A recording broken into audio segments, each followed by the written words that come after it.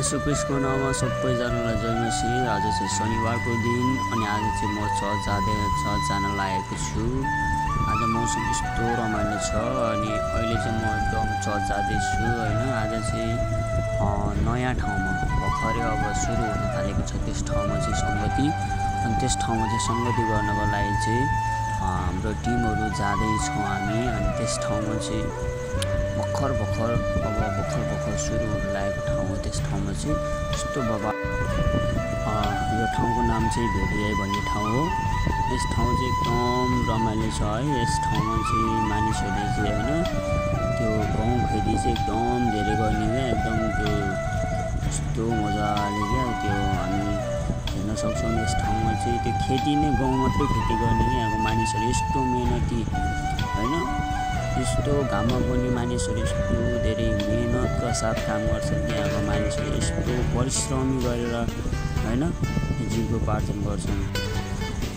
बिहान चाहिँ एकदम फ्रेस हुने क्या। यस्तो हावा चिसो अनि कुल हुने यस्तो मुड फ्रेस क्या। यस्तो बवाल छ नि बिहानको भ्यू पनि यस्तो बवाल हैन। यस्तो रमाइलो क्या पुरै क्या। अनि हेर्न सनलाइट पनि यस्तो बवाल छ कि बिहानको भर्खर त्यो उज्यालो हुन लाग्यो रिम परेको जस्तो क्या। यस्तो बवाल छ है।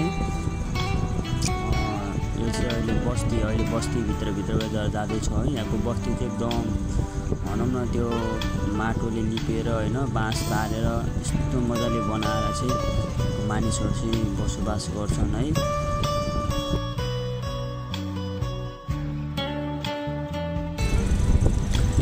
यसुले भन्नुभयो कि हे सबै थाकेका र बोझले दबिएका हो म कहाँ हो अनि म चाहिँ तिमीहरूलाई विश्राम दिनेछु है। परमेश्वर चाहिँ हाम्रो विश्राम दिने परमेश्वर हुनुहुन्छ।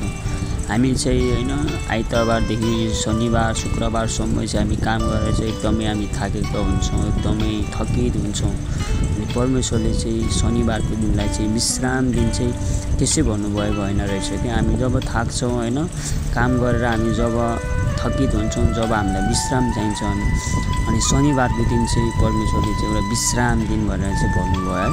त्यसैले चाहिँ विश्राम दिन चाहिँ मान्नुपर्छ भन्ने चाहिँ हामी हेर्छौँ। जब हामी बाइबल हेर्छौँ भने शनिबारको दिन चाहिँ एकदम महत्त्वपूर्ण दिन है। प्रभु येशूले पनि विश्राम लिनुभएको हैन अनि मानिसहरूले पनि विश्राम लिनुपर्छ भन्ने कुरा चाहिँ हामी त्यहाँ हेर्न सक्छौँ है। अब चाहिँ हाम्रो ठ्याक्कै अब चर्च आउन लागिसकेको छ। तपाईँहरू हेर्न सक्नुहुन्छ है। हाम्रो टिमहरू हामी आइसकेका छौँ। हामी एकदम खुसी हुँदै रमाउँदै हाँस्दै हैन प्रभुको महिमा बनाउने निम्ति चाहिँ हामी एकदमै पहिलो प्राथमिकता दिएर चाहिँ हामी यस ठाउँमा आइसकेका छौँ। हेर्न सक्नुहुन्छ तपाईँहरूले यो सानो झुप्रो चाहिँ मण्डली हो है। यही झुप्रोमा हामी अहिले संगति गर्नुपर्छ है।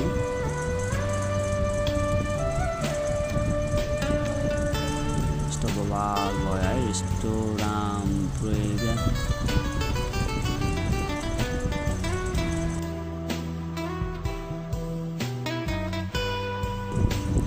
अब चाहिँ हामी चाहिँ तिरपालहरू एकदम त्यो बिछाएर हैन आज चाहिँ हामी सुरुमा चाहिँ त्यस्तै संगति गर्न लागिरहेको छौँ हैन। हाम्रो दाइहरू अनि हाम्रो पापाहरू हैन हाम्रो सबैजनाले चाहिँ त्यहाँ तयार गर्दै हुनुहुन्छ। अनि हाम्रो यहाँ दिदीहरू एकदम फेरि उत्सुकताका साथ एकदम हैन तयारी अवस्थामा चाहिँ एकदम बसिरहनु भएको छ। एकदम खुसी भएर प्रभुलाई महिमा भएको होस् है। अब एकछिनमा मानिसहरू पनि आउनुहुन्छ संगति गर्नको लागि। ठ्याक्कै अहिले समय चाहिँ भएको छैन। अब एकछिनमा अब हुन लागेको छ। त्यो कारणले मानिसहरू आउँदै हुनुहुन्छ मलाई सायद मलाई लाग्छ। हाम्रो चर्च यस्तै पुरै होइन त्यो माटोले लिपेर बाँस हालेर माटोले लिपेर यस्तो बवाल बनाएको छ क्या। अनि यस्तो चाहिँ मलाई एकदम मनपर्छ क्या सानैदेखि। परमेश्वरले चाहिँ संसारलाई यस्तो प्रेम गर्नुभयो कि है उहाँले आफ्नो एकलौटी पुत्र चाहिँ आज तपाईँ र मेरो निम्ति चाहिँ परमेश्वरले दिनुभयो है। परमेश्वर चाहिँ एकदम प्रेम गर्ने हामीलाई यस्तो प्रेम गर्ने महान प्रभु हुनुहुन्छ।